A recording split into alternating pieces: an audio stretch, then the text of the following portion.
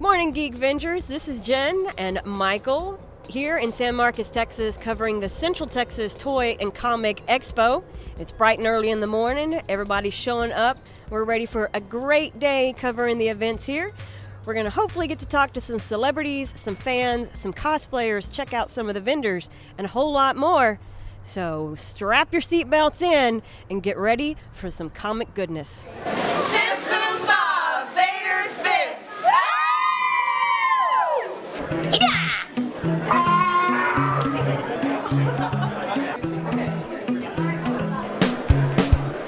The sights and sounds of the Central Texas Toy and Comic Expo in San Marcos, Texas. It was a Walking Dead extravaganza with both Aaron E. Singleton and Michael Rooker in attendance. But before we talk to Merle, our Jennifer Adams sat down with the Zombie King himself, Arthur Sudam, and asked what he likes best about attending conventions.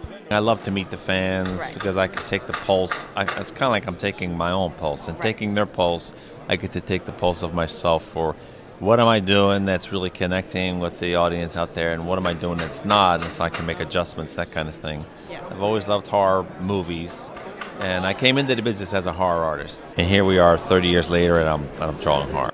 Now, one of my favorite shows when I was growing up was The Munsters. But for correspondent Michael Cervantes, he just had to know. Now, I need you to solve a mystery for me and my buddies. Eddie Munster was a werewolf boy, or was he a vampire boy? He was a werewolf. He was a werewolf. I howled at the moon. So, I lost some serious money on that. Yeah, well, it was like The Simpsons, Your father was the Frankenstein, your mother was vampire. How the hell did you ever become a werewolf? As for some of his favorite memories? Well, I like a few of them. I like Hot Rod Herman, where we went to the drag strip and they created the Dragula. Eddie's nickname was pretty funny, with Paul Lynde as Dr. Dudley, and a 10-year-old kid growing a full beard was hilarious. My stepfather was a professional baseball player, and he guest starred on the Herman the Rookie when Herman tried out for the Dodgers. We had a lot of good shows.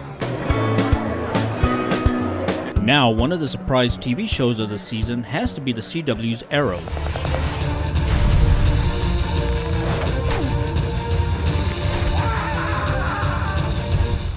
Have failed this city. We had the pleasure of speaking with Mike Grell, who works on the Arrow comics. Wanted to make them a little grittier, a little more real world. And that was really my goal as well. I made it a point that I would do it as long as I didn't have to do superpowers and supervillains, which is another reason why I stopped referring to him as Green Arrow. I always thought the name was a little on the silly side myself, but it's one of those things where, for tradition's sake, there's only a certain amount of changes you can make. And when I changed the costume, I actually kept the color patterns the same as they had been, so readers would be able to recognize the character when they saw him in the comics. They'd know at a glance it was still Green Arrow, even if he was not referred to as Green Arrow anymore. And I gave him the hood, which seems to have stuck through all the ensuing generations. They may not seem like much one at a time, but in a group all hungry, man, you watch your ass. From one TV show to another, it doesn't get any better than AMC's The Walking Dead. We had the extreme pleasure of getting up close and personal with fan favorite Michael Merle Rooker. A lot of people know you as Merle from The Walking Dead. That's right. Also in one of my favorite movies, Slither. Yep. And you've gotten to work with Nathan Fillion a few times. You also were with him in Super. That's right, I was. And you've got the part of Yondu coming up in Guardians of the Galaxy. And which I can't say anything about. Yeah, but we know you've been cast for it, and we're all looking forward to seeing you that. So how are you enjoying the con so far down here in Texas?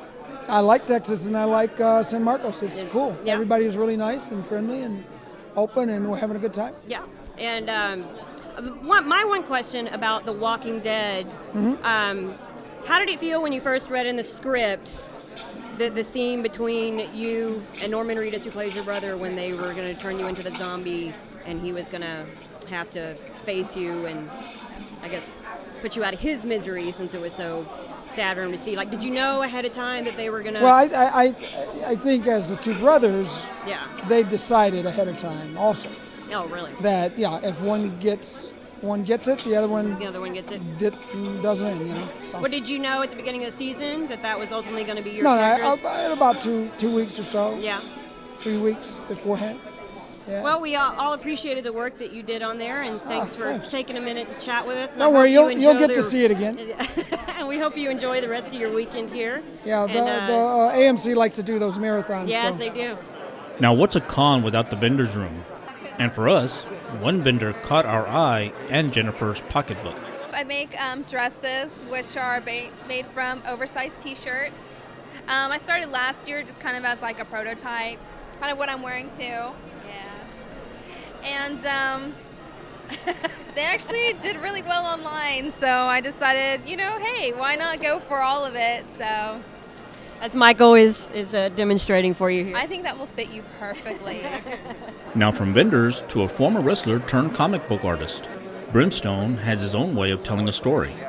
Brimstone, I've been a professional wrestler for over 16 years. We worked all over the world.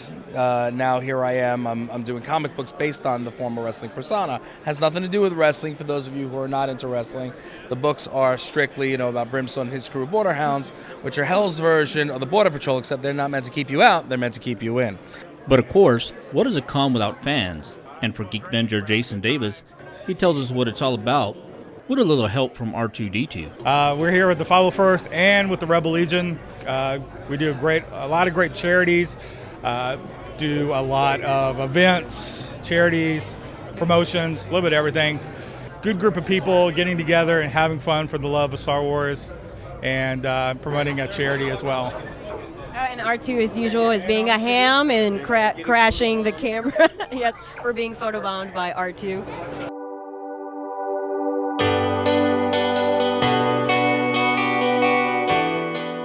A trend that has become more prominent at conventions is the appearance of professional models in costume.